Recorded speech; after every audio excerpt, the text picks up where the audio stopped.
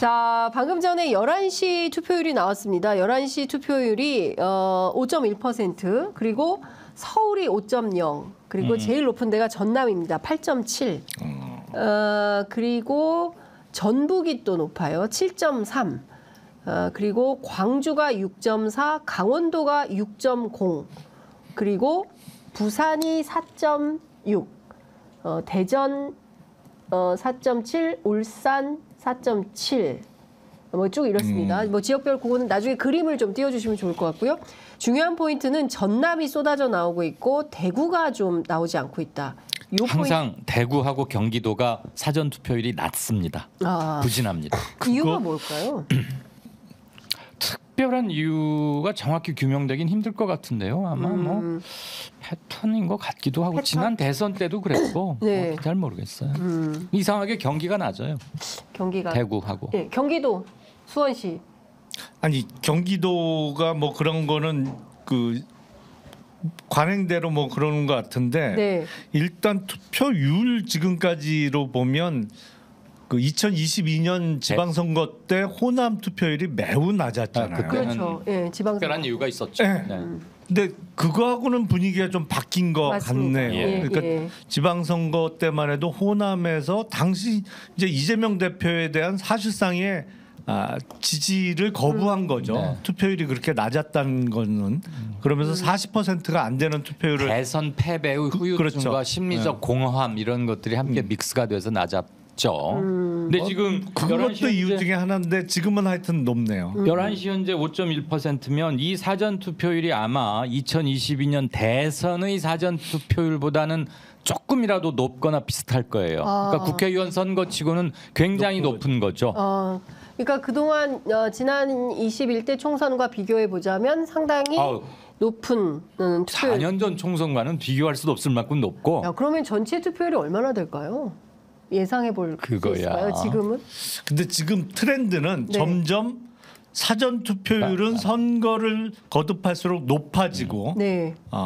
물론 이제 사전 투표율이 높아지면서 최종 투표율도 조금씩 계속 높아지고는 있습니다. 21대 총선도 66%가 넘는 투표율이 나왔으니까 총선치고는 꽤 높았던 것인데 네. 그래도 전체 투표율 중에 사전 투표가 차지하는 포션은 계속 커지고 있는 트렌드잖아요. 그러니까 네. 사전 투표율은 계속 높아지고 글쎄 최종 투표율은 저는 뭐 정확하지는 않겠습니다만 네. 대략 65% 정도 되지 않을까라고 네. 예상을 하는데 지금 그림 보시면 아시겠지만 오전 11시 투표율을 보면 지금 지난 대선 2022년 대선 때보다는 0.3%포인트 낮긴 한데요.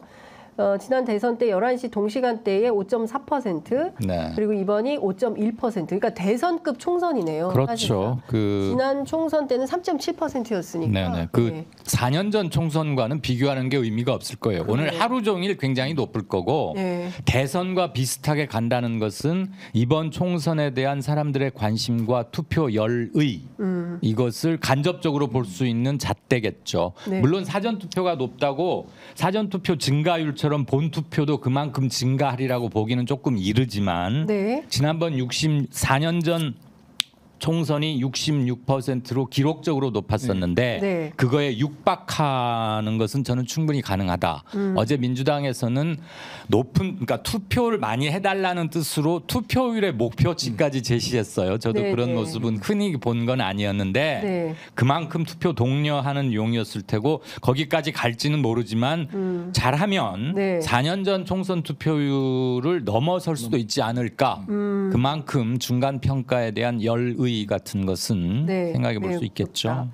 자, 사실상 지금 여론조사 깜깜이 기간이기 때문에 격전지 판세가 어떻게 뒤집어졌는지 유지되고 있는지 뭐 확인하기는 좀 어려운 이런 상황입니다. 오늘 뭐 동아일보 일면 머릿기사 보니까 2030 세대가 이번 총선 가른다 이제 이런 내용이던데요. 한동훈 위원장이 신촌에서 사전투표를 했습니다. 메시지는 저희는 지켜야 할 범죄자가 없습니다. 라는 거고요. 이재명 대표는 카이스트 학생들과 함께 사전투표를 대전에서 했는데 R&D 예산 삭감은 무지에서 나온 것이다. 이렇게 양당 대표가 공이 20대 표심을 겨냥한 걸까요? 어떻게 보십니까? 그렇죠. 20대가 이번 총선이 네. 여러 가지 역사적 성격을 갖는 것 중에 하나가 네. 60세 이상의 절대 인구 수가 2030 절대 수보다 처음으로 많아진 첫 번째 선거잖아요. 그런데 아시다시피 2030의 투표율은 매우 낮은 편이죠. 게다가 20대에서는 남녀 간의 정치적 정서나 이른바 보수나 진보에서도 꽤 많이 갈리고 있고 어디에서 어느 그룹을 얼마만큼 가져가느냐가 꽤 중요할 텐데 60대 이상에 대해서 소구력이 비교적 약한 것으로 알려진 진보 정당권에서는 2030 및 40대 초반들의 투표율에 매달릴 수밖에 더욱 없는 것이죠. 이 대목에서 한 가지만 환기해드리자면 지난 대선 2년 전 대선 아직도 많이들 기억하실 겁니다. 그때 1년 전부터 쏟아져 나왔던 각종 여론조사에서 공통점 하나가 40대에서 민주당 이재명 후보에 대한 지지도는 타의 추종을 불허할 만큼 압도적으로 높았습니다. 타 연령대에 비해서도 아주 높았고요. 그러니까 충성도가 굉장히 강했는데 실제 투표율을 보면 대선 투표율은 77%였습니다만 40대 투표율은 71.5%밖에 안 됐어요. 네. 전국 평균의 5.5%포인트가 낮았습니다. 40대가 인구는 또 많은 편이에요. 네. 그럼 왜 평소에는 여론조사 등을 통해서 그리고 평소에 각종 온라인 공간 같은 데서 민주당 이재명 후보에 대한 지지도가 굉장히 높았음에도 불구하고 왜 이들이 그렇게 투표를 안 했을까? 네. 이건 민주당이 공부를 많이 해야 하는 대목이죠. 그걸 분석해야 되니까. 네. 아마 두 지금 한동훈, 이재명 모두 다 20대의 투표를 독려한 것은 똑같은 20대를 대상으로 한 거지만 양측이 노리는 주 목적은 조금 다를 수도 있겠죠. 어떻게 보십니까? 2030이 다른 세대보다도 특이한 점은 방금 말씀하셨습니다만 남녀 간의 그 지지가 완전히 다르다는 거예요. 그러니까 지난 대선 때는 소위 2대남으로 대표되는 젊은 남성 유권자들은 윤석열 후보에 대한 지지세가 아주 강했고 네. 반대로 여성 젊은 층에서는 이재명 후보에 대한 지지가 아주 강했단 말이죠. 그러면서 이른바 젠더 이슈가 가장 강력하게 어떤 투표를 좌우할 수 있는 세대가 2030 젊은 세대인데 이게 선거 막바지에 터진 이슈가 있잖아요. 민주당의 김준혁 후보가 던진 이야기들이 여성 유권자들의 표심에는 아주 악영향을 끼칠 수 있는 그 악재란 말이죠. 그러면서 아마 한동훈 위원장이 신촌 쪽에서 사전 투표한 것도 거기 이화여대가 있는 맞아요. 지역을 예, 골라서 맞습니다. 간 거 아닌가라는 이대가 생각이. 있는 신촌에서. 그렇죠. 네. 그 뭐 지금 그걸 최대한 활용하는 모습인데 네. 그동안 보여줬던 젊은 여성 유권자들의 민주당에 대한 선호도가 얼마나 바뀌거나 흔들릴지가 이번 선거에 유심히 바라봐야 될 지점 같아요. 제가 보기엔 이게 만만치 않은 악재로 보입니다. 네.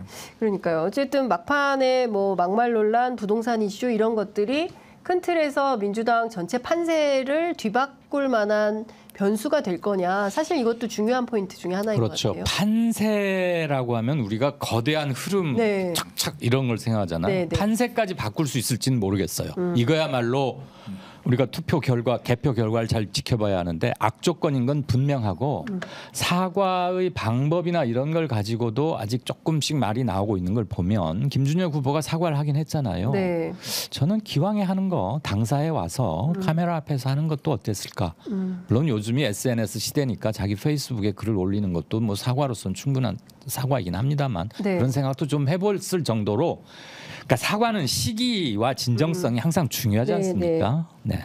그렇죠. 사과를 하긴 했는데 그 사과를 그 완전히 또 되돌리는 발언이 있었잖아요. 네, 네. 민주당의 그 조모 변호사가 한 얘기로 인해서 사과가 완전히 묻혀버렸어요. 사과를 했는지는 아무도 신경을 안 쓰는 상황을 스스로 만들어 버렸어요. 그래서 본인의 당선 여부는 잘 모르겠습니다만 왜냐하면 선거는 항상 상대성이 있는 건데 거기 상대 후보가 또 이수정 후보잖아요. 네. 그러니까 지금 대파 한 뿌리. 네, 논란의 두 후보가 함께 공교롭게 마주친 거예요. 대파 한 뿌리와 저기 막말. 근데 또 그 지역구는 제3의 선택지가 없어요. 후보가 단 2명이에요.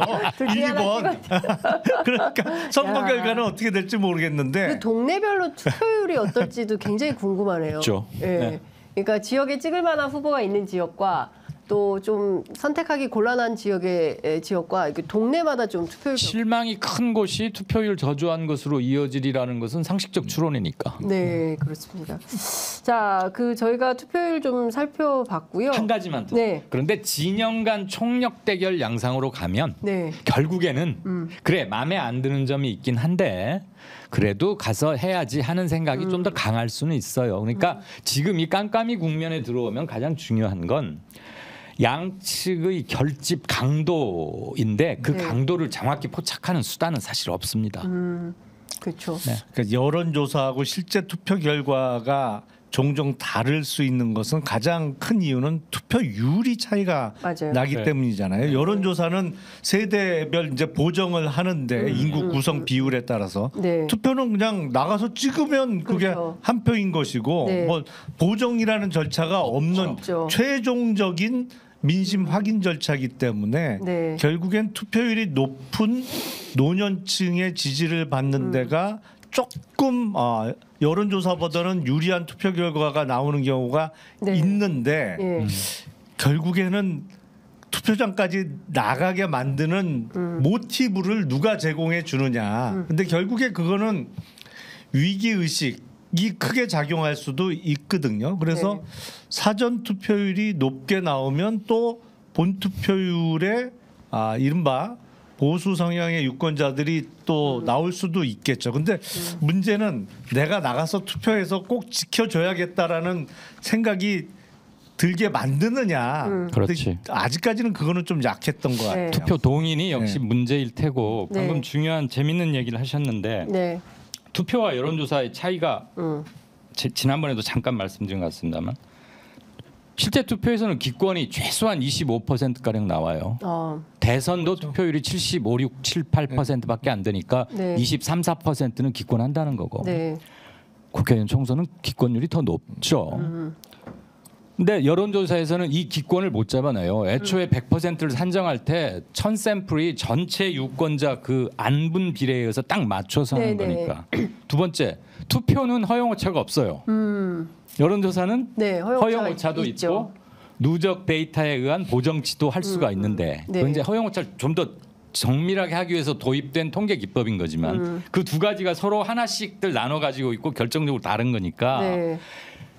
그 지금 양당에서 공이 집계한 바 어제 발표한 거 보면 45 내지 50개의 선거구에서 아마도 1000표 이내 1000표 이쪽 저쪽에 네네. 박빙 승부가 네. 예상되고 있다고 하잖아요. 네. 저는 이거 절대 과도한 엄살만은 아니라고 봅니다. 그게 45개인지 49개인지 38개인지는 네. 정확히는 모르겠는데 네. 3, 40개는 충분히 될 거예요. 여기에서 누가 더 몇 개를 확실하게 안전하게 가지고 가느냐가 마지막 승부처일 텐데 네.